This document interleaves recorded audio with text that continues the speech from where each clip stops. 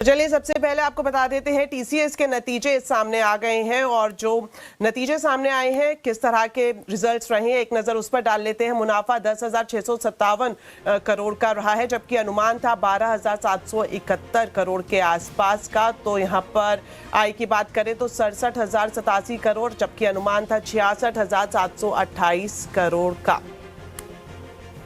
और टीसीएस के नंबर्स पर बात करने के लिए अब हमारे साथ जुड़ रहे हैं जियोजीत इन्वेस्टमेंट्स के senior vice president Gaurang Shah. Gaurang ji, स्वागत है आपका आवाज समाचार में। सबसे पहले आपसे यही जानना चाहेंगे टीसीएस के जो शुरुआती नंबर्स हैं आप किस तरह से देख रहे हैं? बहुत बहुत धन्यवाद इस मंच पर आमंत्रित करने के लिए। सभी को प्रणाम और शुभ संध्या हमारे तरफ से। एक छोटा डिस्क्लोजर दे देते हैं कि जो भी निवेश लायक रणनीति बताएंगे टीसीएस के ऊपर ही हमारे रिसर्च टीम की तरफ से राय है। इसमें हमारी कंपनी जियोजीत अथवा मेरा कोई व्यक्तिगत निवेश नहीं है, ना ही किसी प्रकार का वित्तीय लाभ मिलता है, ना ही किसी प्रकार का कॉन्फ्लिक्ट ऑफ इंटरेस्ट। लेकिन इसी स्तर पर राय हमारे क्लाइंट्स को देते हैं, संभवतः पूर्वक उनका निवेश हो सकता है। तो जो भी आंकड़े अभी तक जो आ रहे हैं सामने, हालांकि बहुत सारे नहीं है लेकिन थोड़े बहुत आंकड़े जो दिख रहे हैं, मुनाफे में थोड़ी बहुत नीचे की तरफ के दायरे, मार्जिन्स जो पिछली बारी थे उसी पर खरे उतरे हैं।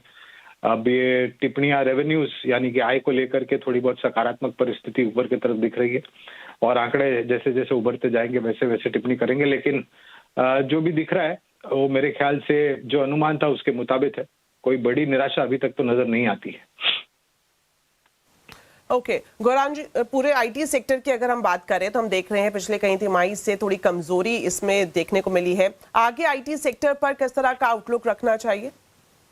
दूसरी तिमाही के बाद जिस तरीके से कुछ आईटी कंपनियों के मैनेजमेंट ने टिप्पणियां करी थी कारोबार को लेकर के, और खास करके जो एआई को लेकर के टिप्पणियां करी थी और डेटा सेंटर्स को लेकर के टिप्पणी करी थी, आगे किस प्रकार के कदम उन्होंने आगे उठाए हैं कारोबार में, ये सुनना अनिवार्य होगा। मेरे ख्याल से प्रेस कॉन्फ्रेंस में ज्यादा स्पष्टीकरण इसका मिलेगा। एक्सेप्शनल खर्च को लेकर के थोड़ी बहुत ऊपर के तरफ के आंकड़े नजर आ रहे हैं टीसीएस में।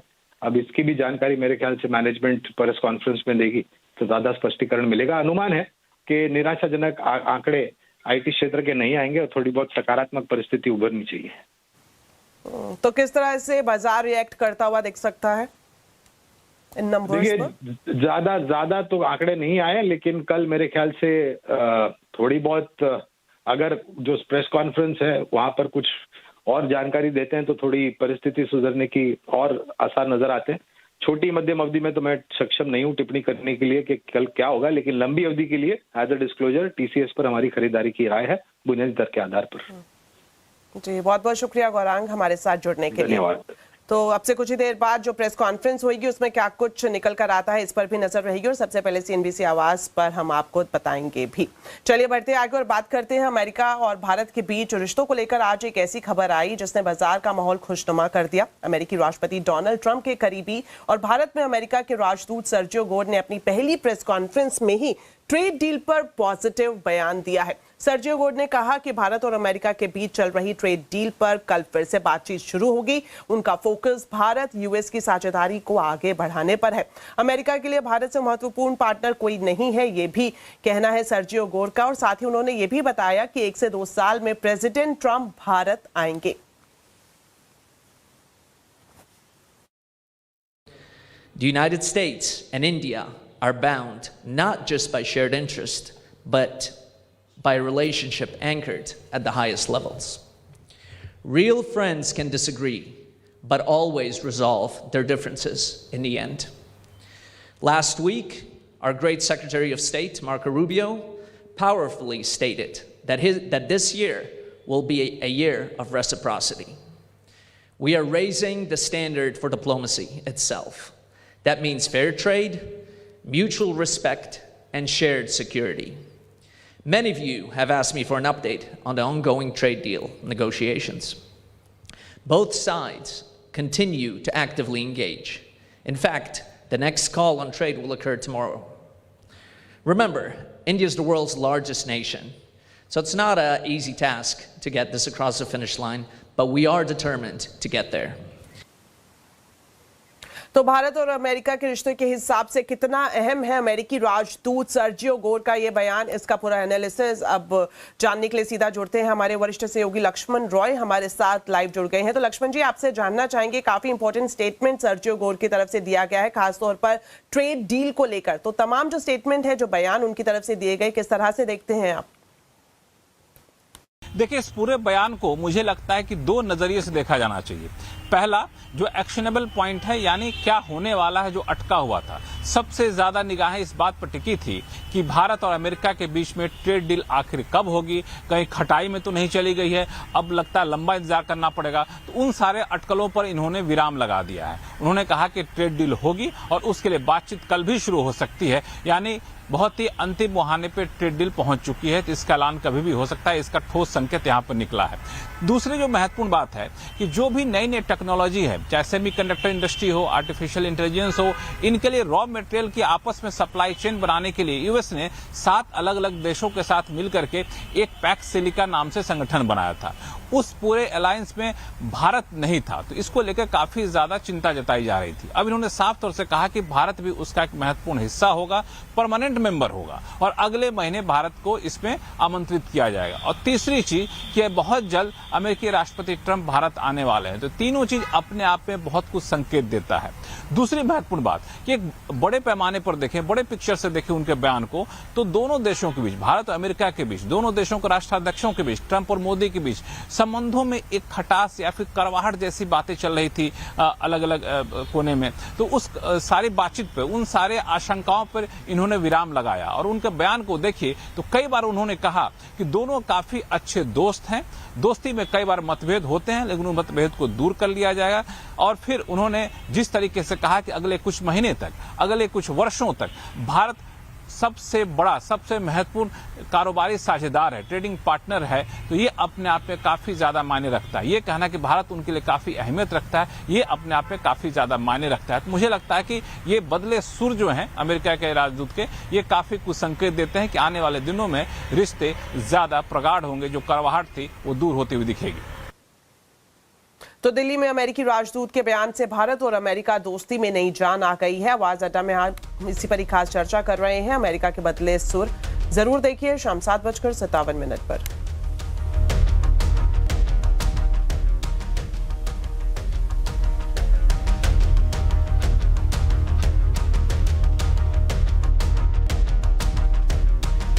चलिए अब बात करते हैं शेयर बाजार की। सर्जियो गोल्ड के बयान ने बाजार में जोश भर दिया। कैसा रहा बाजार में कारोबार, बता रही हैं कंचन नौटियाल। तो हफ्ते का पहला कारोबारी दिन, बाजार में क्या शानदार रिकवरी आज हमें सेकेंड हाफ की तरफ बढ़ते बढ़ते देखने को मिली। अच्छी खासी तेजी निफ्टी, बैंक निफ्टी और साथ ही बात करी जाए सेंसेक्स की तो अच्छे खासे गेन्स यहां पे हमें देखने को मिले हैं। निफ्टी की बात करी जाए तो 25,800 से थोड़ा ही नीचे जाके क्लोज हुआ है, जहां पे मेजर सपोर्ट लेवल हमें देखने को मिला था। इसके अलावा मेटल पैक में आज अच्छा खासा हमें मोमेंटम जो है वो देखने को मिला है, बिकॉज जो हमारे प्रेशियस मेटल्स हैं वहां पे एक शानदार तेजी हमें देखने को मिली है। यही नहीं बल्कि अगर हम PSU banks, capital market, FMCG की भी बात करें तो यहाँ पे भी जो मोमेंटम है वो हमें स्ट्रॉन्गर साइड में देखने को मिला है। लेकिन फ्लिप साइड की बात करी जाए तो रियलिटी यहाँ पे सबसे ज्यादा प्रेशर जो है वो आता हुआ दिखाई दिया है, बिकॉज काफी सारी कंपनीज के नंबर्स आए थे और नंबर्स में प्रेशर था, जिसका रिफ्लेक्शन देखा गया है कैपिटल गुड्स, फार्मास्यूटिकल और ऑटो में आज बिकवाली का मूड माहौल देखने को मिला है। अब बात करते हैं मेटल्स की। देखिए हिंदुस्तान कॉपर अच्छे खासे करीबन 5% के गेन्स, हिंदुस्तान जिंक और वेदांता बिकॉज मेटल पैक में ही चमक है, उसके बाद ये बढ़ते हुए मार्केट में दिखाई दिए हैं। और कैपिटल मार्केट गुड्स की बात, कैपिटल मार्केट स्टॉक्स की बात करी जाए तो यहाँ पे भी तेजी, एक तो एनएससी के आईपीओ को लेके जो बातचीत चल रही है मार्केट में, यही नहीं बल्कि सेबी चीफ का भी कहना है कि अब हम डेरिवेटिव में और ज्यादा सख्ती नहीं दिखाएंगे, उसके बाद ये तेजी दिखाई दी है। अब अगर बात कर ली जाए फ्लिप साइड की यानी कि रियलिटी पैक की, तो यहाँ पे प्रेशर आता हुआ दिखाई दिया है। सिग्नेचर ग्लोबल, आशियाना हाउसिंग, डीएलएफ, इनके जो नंबर्स हैं वो हमें देखने को मिले थे अपडेट्स एंड Q3 के नंबर्स में जो है वो प्रेशर है, जो कलेक्शन है वो हमें डाउन साइड में जाता हुआ दिखाई दिया है और यही रीजन है जिसका रिफ्लेक्शन आज हमें स्टॉक प्राइस में देखने को मिला है। चलिए अब बात करते हैं भारत और जर्मनी के बीच हुए अहम समझौतों की। जर्मनी के चांसलर फ्रेडरिक मर्ज और प्रधानमंत्री मोदी की मौजूदगी में आज अहमदाबाद में दोनों देशों के बीच कई बड़े समझौतों पर हस्ताक्षर हुए। दोनों नेताओं ने आपसी रिश्तों की समीक्षा की और साथ ही साथ रक्षा, विज्ञान, रिसर्च, स्पोर्ट्स जैसे अहम क्षेत्रों में समझौतों पर हस्ताक्षर भी किए। आपको बता दें इससे पहले प्रधानमंत्री मोदी ने साबरमती आश्रम में चांसलर मर्ज का स्वागत किया। यहाँ दोनों नेताओं ने महात्मा गांधी को श्रद्धांजलि दी। बाद में मोदी और मर्ज ने अहमदाबाद काइट फेस्टिवल में भी हिस्सा लिया, जहां पीएम मोदी मर्ज को पतंग उड़ाते हुए पतंग उड़ाना सिखाते हुए देखे गए। बाद में दोनों नेताओं ने साझा प्रेस कॉन्फ्रेंस की। प्रधानमंत्री मोदी ने कहा कि चांसलर मर्ज का दौरा भारत की अहमियत को रेखांकित करता है। उन्होंने ये भी कहा कि आतंकवाद पूरी मानवता के लिए खतरा है और जर्मनी और भारत इसके खिलाफ अपने प्रयास जारी रखेंगे। चांसलर मर्ज ने ग्लोबल अनिश्चितता के दौर में भारत और जर्मनी के आपसी सहयोग की अहमियत को भी रेखांकित किया। स्वामी विवेकानंद जी ने ही भारत और जर्मनी के बीच दर्शन, ज्ञान और आत्मा का सेतु बनाया था। आज चांसलर मर्ज की यह यात्रा उसी सेतु को नई ऊर्जा, नया विश्वास और नया विस्तार प्रदान कर रही है। चांसलर के रूप में यह उनकी भारत ही नहीं बल्कि एशिया की पहली यात्रा है। यह इस बात का सशक्त प्रमाण है कि वे भारत के साथ संबंधों को कितना गहरा महत्व देते हैं।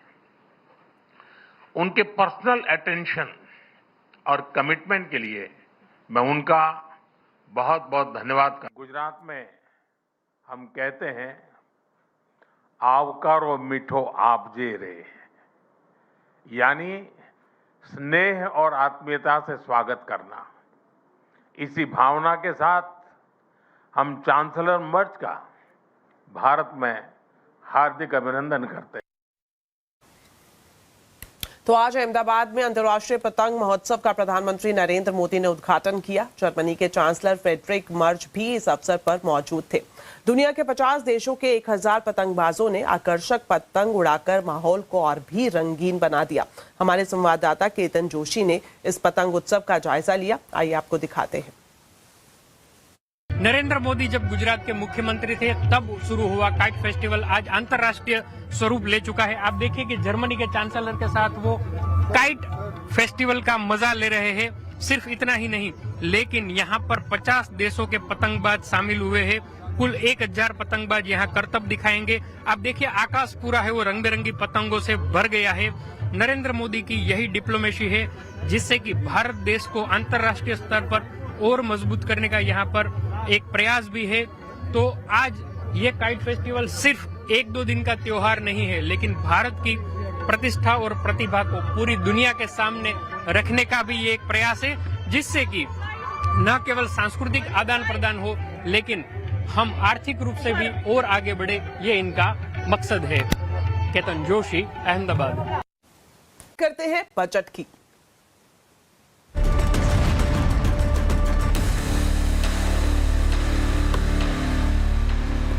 तो बजट किस दिन पेश होगा, इस पर आज सस्पेंस खत्म हो गया। लोकसभा स्पीकर ओम बिरला ने साफ किया कि बजट 1 फरवरी रविवार को ही पेश किया जाएगा। उन्होंने कहा कि भले ही 1 फरवरी रविवार का दिन हो, लेकिन बजट की तारीख में कोई भी बदलाव नहीं होगा।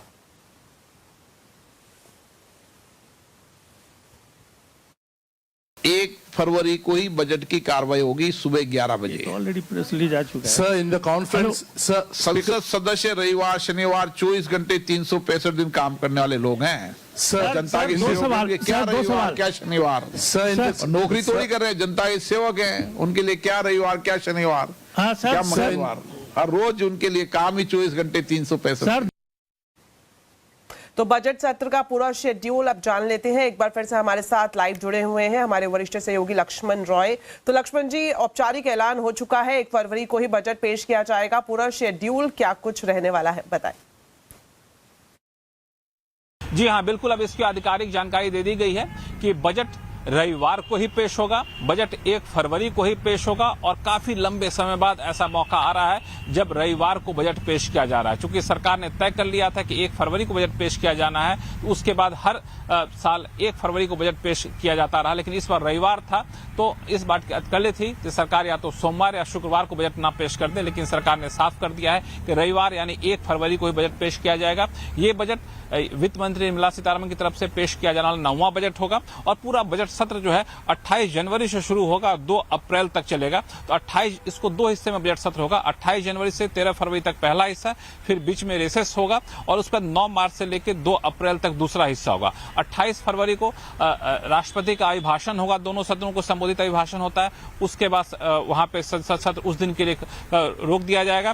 फिर 29 जनवरी को जो है इकोनॉमिक सर्वे होगा। 28 जनवरी को राष्ट्रपति का अभिभाषण होगा, 29 जनवरी को आर्थिक सर्वे पेश किया जाएगा और 30 और 31 को छुट्टी रहेगी, चूंकि 31 को शनिवार है और 30-31 छुट्टी रहेगी और 1 फरवरी रविवार को आम बजट पेश किया जाएगा। तो ये पूरा बजट सत्र का शेड्यूल है, यानी अब कुछ हफ्ते बच गए हैं। सबकी निगाहें इस बात पर टिकी रहेंगी बजट में क्या कुछ वित्त मंत्री ऐलान करती है।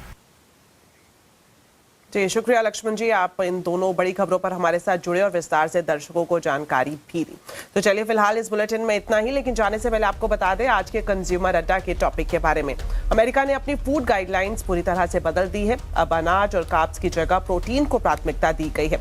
और क्या खास बात है इन गाइडलाइंस में, जानने के लिए जरूर देखिए आज का कंज्यूमर अड्डा शाम 5:57 पर। प्रोटीन, फैट, डेयरी अब सबसे जरूरी।